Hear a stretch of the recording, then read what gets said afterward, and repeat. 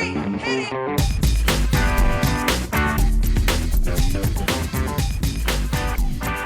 Good morning, good afternoon, good evening, and welcome to today's Caffeine for the Soul. And if you're new to these podcasts or new to the sort of 3 principles inside out understanding, do check out our free basic course at michaelneill.org/basic course.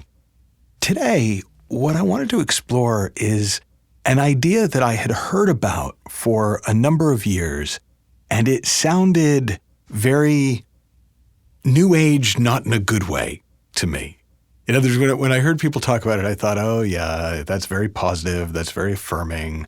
Yeah. Fear is a gift. Okay, great. Yeah. It felt so unreal to me. It was like when people used to ask me if I considered my depression, my 7 years of depression, a gift. I laughed because it was like, no. And I know it wasn't a gift because I wouldn't give it to my kids.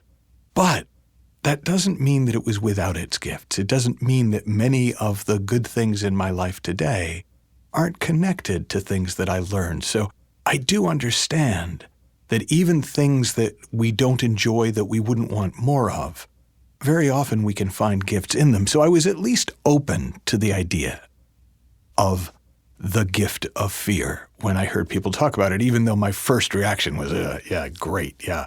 I'm scared all the time. It's wonderful. I'm going to give that to my kids. Until one day, I heard somebody talking about the gift of fear in a way where it just sounded different to me. It wasn't that they explained it differently. It was that I could hear that for them, they really did experience fear as a gift. They really did experience fear as a friend.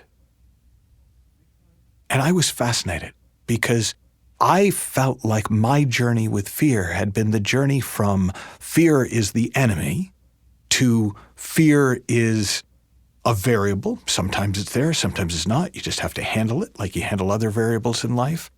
To fear is irrelevant. Sometimes you're scared, sometimes you're not. It doesn't have to have any impact on what you do or how you do it. And I felt like that was the highest evolution that I was going to get to in my relationship with fear. But in talking with this woman, with those many of you, I refer to her in other places, Mavis Karn, one of my mentors and colleagues, I could just tell there was something about how she saw fear that was different. And when I asked her, how can you talk about fear meaningfully as a gift? She said, well, imagine if we didn't have the ability to sense heat and cold with our bodies. I was like, okay, I can imagine that.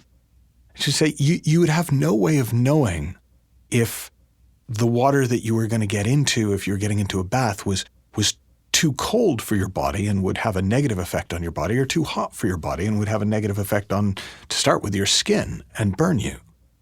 So within that context, would you consider the ability to sense hot and cold as a gift? And I went, yeah, I get that. I may or may not have used the word gift, but I totally get. What a cool thing. What a nice design element that we can sense temperature with our bodies so that we don't burn ourselves or get frostbite and freeze ourselves. Like, that's actually very handy. And she said, well, fear is the same thing. Fear is the feeling that lets you know that you're misusing your creative imagination. Fear is the thing that lets you know that you've begun to create really scary scenarios in your mind. You've begun to use your imagination to create a sense of danger that it only is there in your imagination, but it feels so real that if you kept going that way, you might have a panic attack, you might have an anxiety attack, you might get to a point where you were so revved up that the whole system shut down, and you would experience that as depression. So fear is like that very early sensing of, ooh, put your finger in the water and you go, ooh, that's too hot. I need to let that cool down before I get in. Fear is doing the same thing in your mind. It's giving you that, ooh, it's not safe to go up there into my imagination right now, because whatever it's creating is it's running a little hot. It's running a little scary. So let me back off. Let me let it cool down. Let me allow my thinking to reimagine itself, or even to just come back to zero. Come back to life. Come back to the present. And then I can go back up into my mind and make use of it. So in the same way as, and I don't know if real people actually have the inability to sense temperature, or if it's only a Bond villain in one of the Bond movies who had that.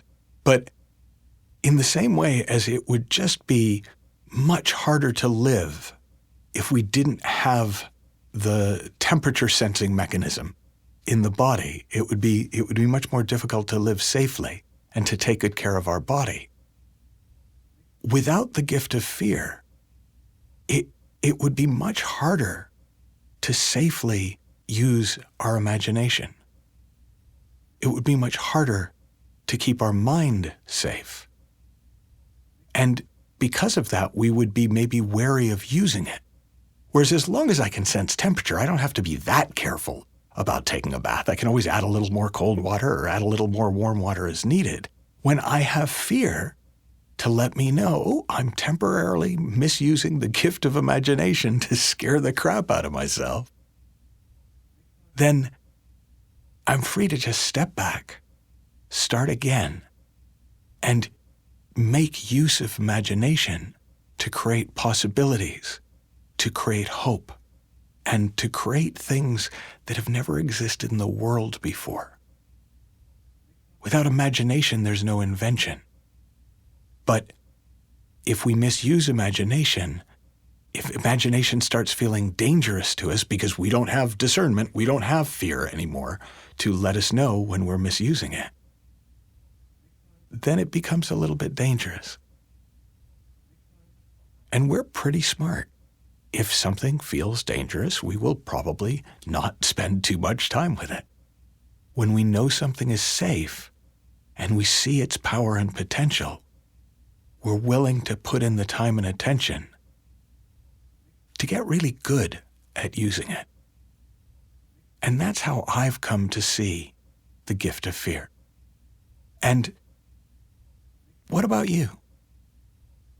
Just for today, notice any time that you're feeling a bit afraid, if all that was telling you was, oh, you've begun to misuse your imagination, you've begun to use your imagination as a weapon to scare yourself instead of as a tool to create possibility.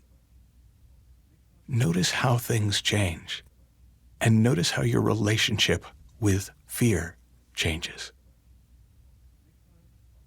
And to just kind of wrap a little bit of a bow around it, probably the quote I've shared most in these podcasts over the years is a quote from the Scottish mystic Sid Banks, when he said, if the only thing people learned was not to be afraid of their experience, that alone would change the world.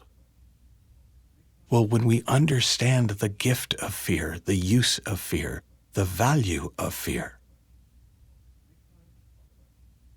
then we don't have to be afraid of our experience, because fear itself will help keep us safe. Have fun, learn heaps, happy exploring, and I'll talk with you soon.